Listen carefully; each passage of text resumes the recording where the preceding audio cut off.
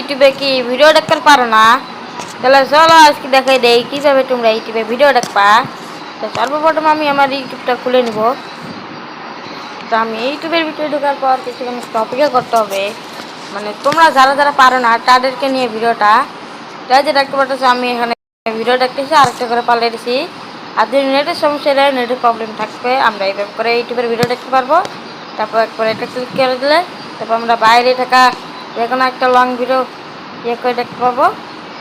এখানে আমাদের একটা অ্যাড দেখাবে, সবার মোবাইলে অ্যাড দেখাবে। দেখার পর কিন্তু আমরা সবাই দেখতে পারবো। এই যে আমার অ্যাড দেখাচ্ছে, তখন আমরা দেখতে পারবো। আর কোনো জিনিস যদি অ্যাড দেখা শেষে দেরি হয় তাহলে এখানে আমার একটা জিনিস আসবো, ওটা তোমরা দেখতে পারবো। তারপর আমরা সার্চ করে দেখতে পারবো, যে কোনো ভিডিও সার্চ করে দেখতে পারবো। তো এই তো আমি রাকিব হাসানের ফ্রেন্ড, তো আমি রাকিবের ভিডিও সার্চ করে দেখতে পারি।